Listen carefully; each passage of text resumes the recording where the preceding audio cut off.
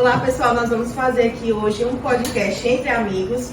Aqui presente nesse dia estamos com a Yasmin, o Ítalo, Samuel e o Roberto. Nós vamos conversar um pouco a respeito da privacidade digital, que é um assunto que está presente no nosso cotidiano, já que a gente está sempre transitando nesses meios virtuais.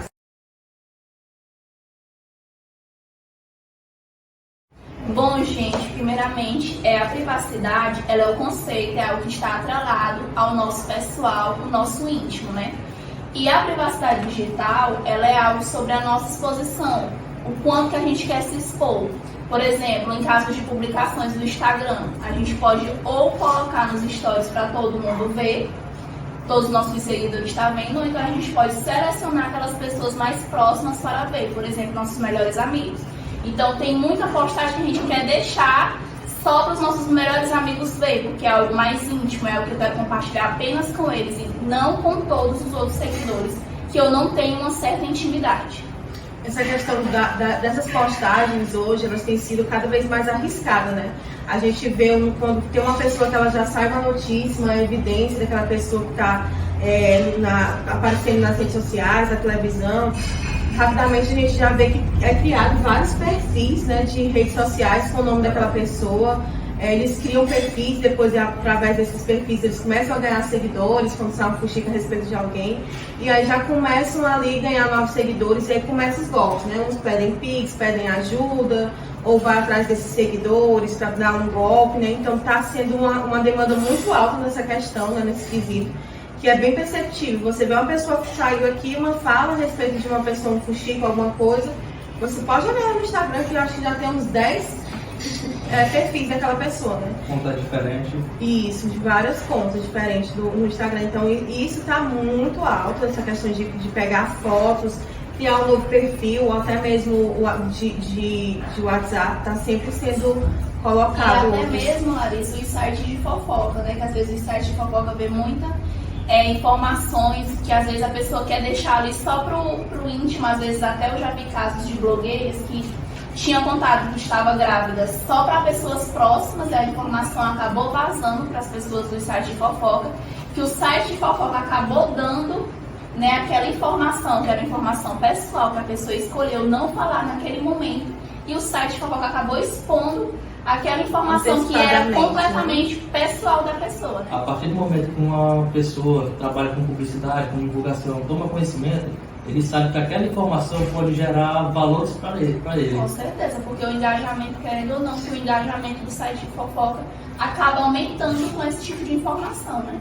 E a gente precisa estar cada vez mais se policiando no que a gente está publicando nas redes sociais.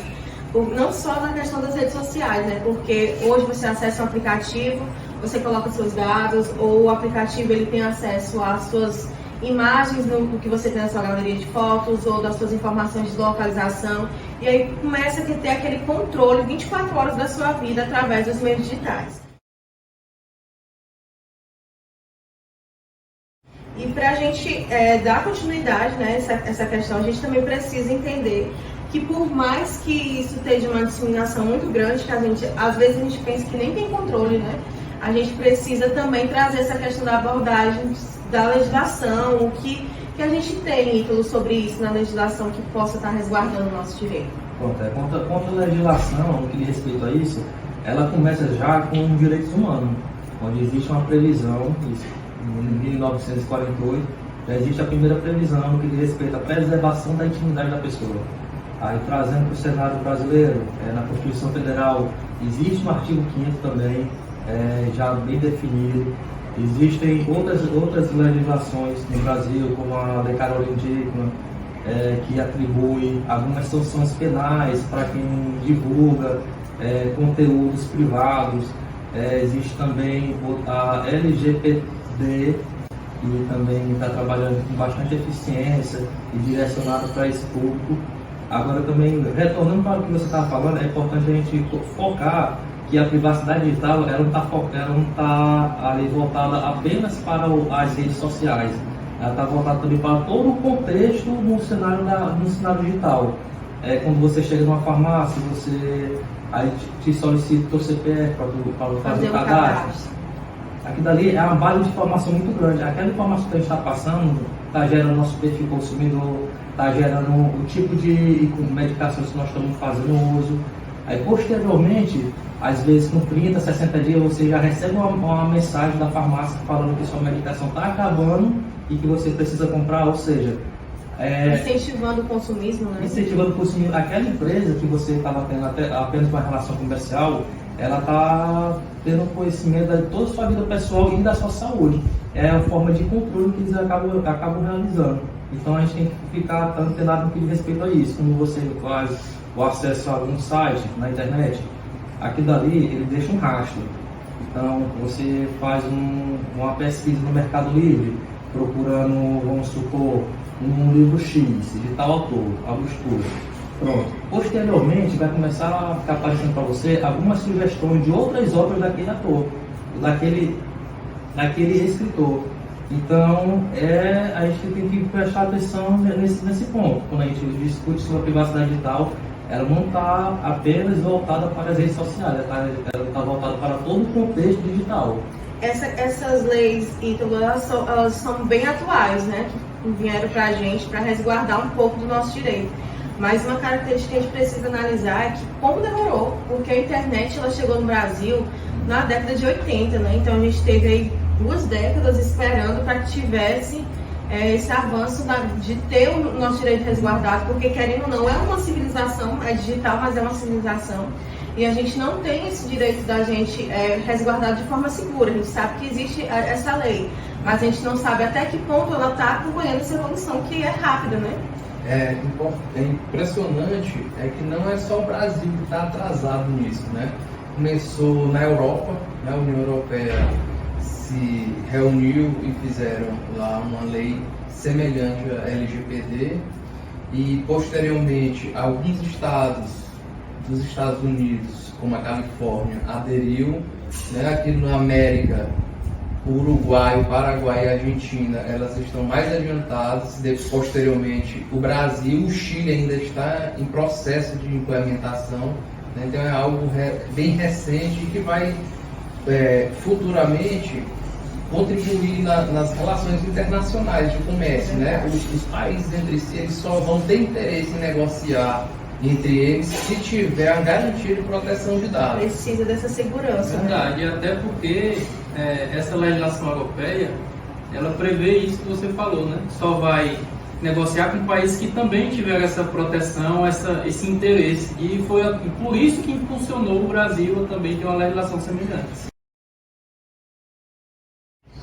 Outro fator que a gente precisa ter esse entendimento, esse conhecimento, que às vezes a gente pensa que é a mesma coisa, né? Política de privacidade, política de uso, política de segurança, mas né, por mais que a gente pense assim, a mesma coisa, mas tem uma diferençazinha pra gente, Samuel, como é que funciona isso? É verdade. Geralmente os sites, os aplicativos, eles têm esses nomes, né? Termos de uso e serviço, políticas de privacidade.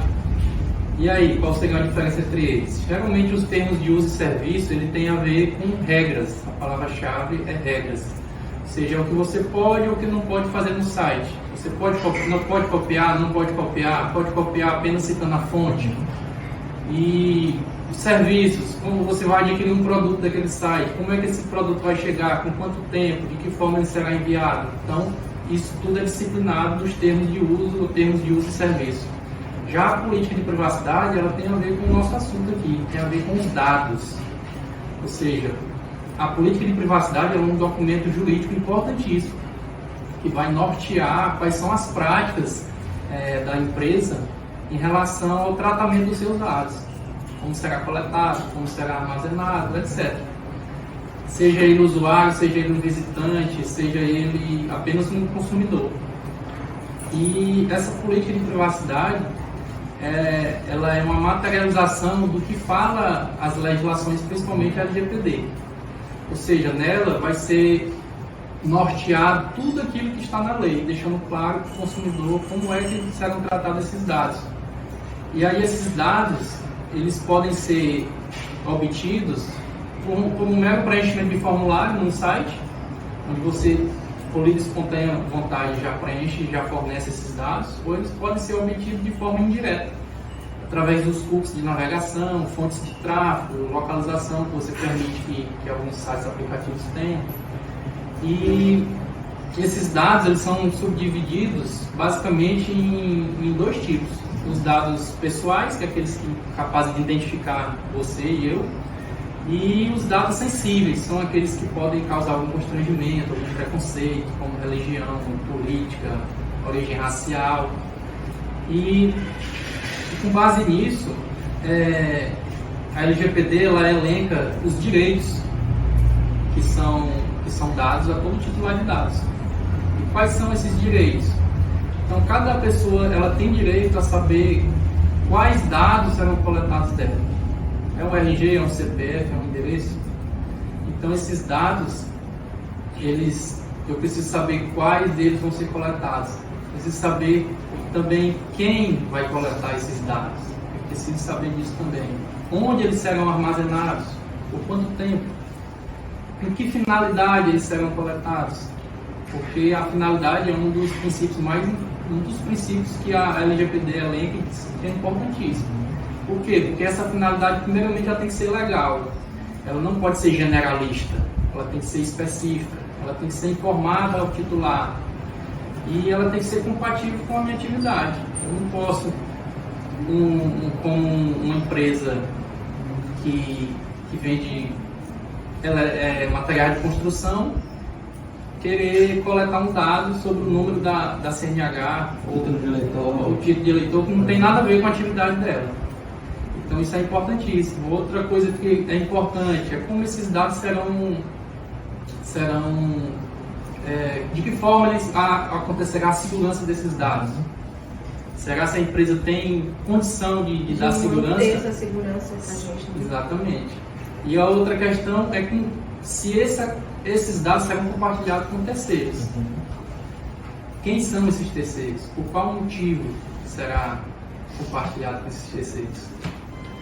Porque eu não posso meramente pegar os dados dos meus clientes e vender ele para qualquer pessoa, sem nenhuma finalidade específica. No caso da assessoria política do Trump, uma empresa chamada Cambridge Analytica, que indevidamente coletou dados de milhões de pessoas do Facebook e depois pegou esses dados direcionando propaganda política para alavancar a candidatura do presidente. E hoje influencia de forma direta, né? No cenário digital. Tanto influenciou que a campanha deu uma guinada, né?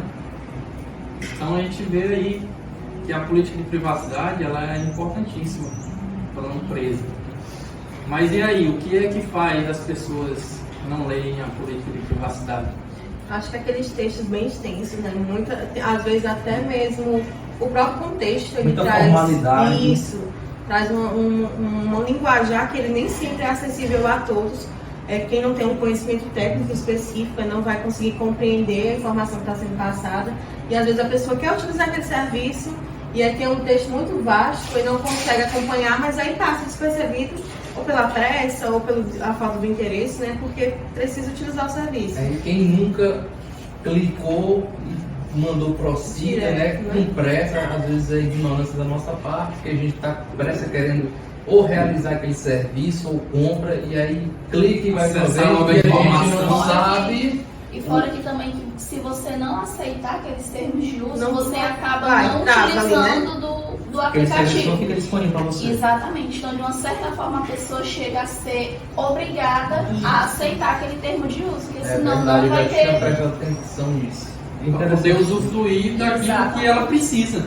Exato. Interessante também até em relação a esses termos de uso, se você vê aquela formalidade, um texto extenso, bastante complexo, que até para quem tem um nível de conhecimento um pouco mais elevado, às vezes você tenta fazer a leitura, mas na metade do termo você já desiste. Não, eu não tenho opção e estou precisando desse serviço. Agora, eu estava até parando para refletir a respeito de como antigamente era feita a rola de remédio. Não sei se vocês lembram, mas antigamente era bastante complexo, assim como os termos de uso. Isso, ela era até mais grossinha, né? Isso. Aí hoje em dia não, se você parar para ler, a linguagem é bem mais acessível, ela é mais sucinta, é mais resumida. Então eu acho que até os termos de uso poderiam começar a utilizar Dar uma enxugada no conteúdo, né? Trazer mais para a realidade de todos que vão acessar diferente do seu nível de conhecimento ou da questão do seu interesse, Nivelar. até mesmo para poder acelerar o processo, né? Porque às vezes acaba atrasando ou você deixa de utilizar, tem pessoas que perdem interesse. Esse exemplo do Ítalo sobre as bulas foi uma luta de anos da Anvisa com os laboratórios farmacêuticos, dizendo, essa linguagem aqui, o público em geral não consegue entender. Né? Então, assim, o governo federal, ele criou a Agência Nacional de Proteção de Dados. Ele vai funcionar como a Anvisa para regular a proteção de dados no país. Então, assim, cabe à Agência Nacional de Proteção de Dados ter a mesma visão que a Anvisa teve à época e fazer uma releitura nesses termos de privacidade. É aquela questão que a gente falou no início, né? Acelerou o processo, veio ferramentas para facilitar a nossa vida, mas na questão da legislação, da regulamentação, ela não acompanhou. E além dessa linguagem clara, que deve ter uma política de privacidade, ela também, toda vez que houver uma atualização dessas políticas de privacidade, o usuário deve ser informado com antecedência. Por quê? Porque ele precisa aceitar aquelas novas regras ali sobre a manipulação dos seus dados. Ele tem direito a acessar os dados, ele tem direito a corrigir dados que estiverem incompletos ou desatualizados, e ele tem direito de revogar o seu consentimento. A partir de agora eu não quero mais consentir no uso dos meus dados, a qualquer momento ele pode fazer isso. Ele também tem direito a ter o contato e a identificação do encarregado da proteção de dados, segundo a lei, que é uma espécie de intermediário entre o titular e o controlador da empresa. E uma política de privacidade, digamos assim, de vergonha, né? Ela deve ser redigida e revisada por um bom advogado.